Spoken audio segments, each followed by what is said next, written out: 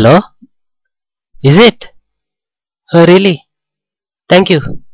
Thank you, thank you.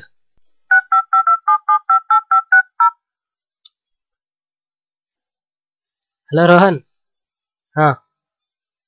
ఇంకో good news చెప్పాలి. మనం ఈవినింగ్ క్యాంటీన్లో కలుద్దాం. Okay okay, bye.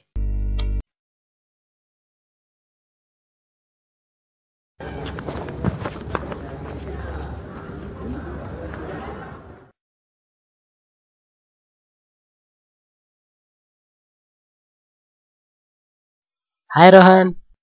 ఓ హాయ్ రా సమీర్, కూర్చో. ఏంట్రా చాలా ఎక్సైటెడ్గా ఉన్నావు? నాకు వీసా వచ్చేసిందిరా. సో వాట్, అందులో ఏముందిరా? అదేంట్రా అంత తేలిగ్గా తీసి పడేసావు? నువ్వు చాలా ఎగ్జైట్ అవుతా అనుకున్నా. నేను అమెరికాకి వెళ్ళి సెటిల్ అవుదాం అనుకుంటున్నా. తర్వాత నిన్ను కూడా తీసుకెళ్ళిపోతా.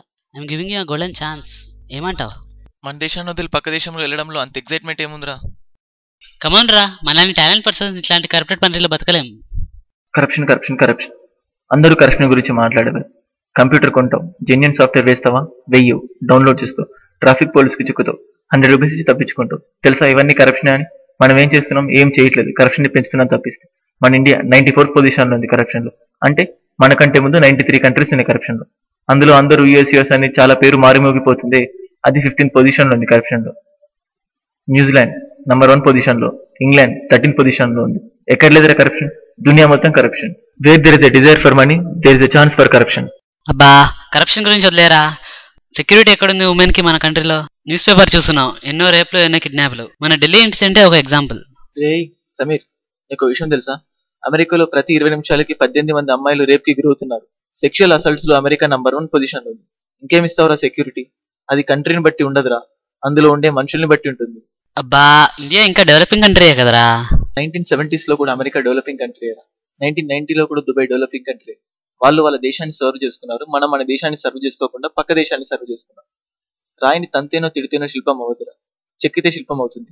అలాగే మన దేశాన్ని తిట్టడంలో, వదిలి వెళ్ళిపోవడంలోనూ ఉండదురా. మనం మారాలి, మన దేశాన్ని మార్చాలి, అందులో ఉంది.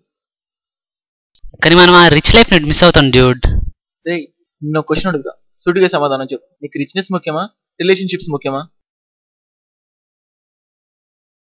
ఇదంతా కాదురా. ఫర్ ఎగ్జాంపుల్, మీ అమ్మ చాలా పూర్రా, నేను కష్టపడి పెంచింది.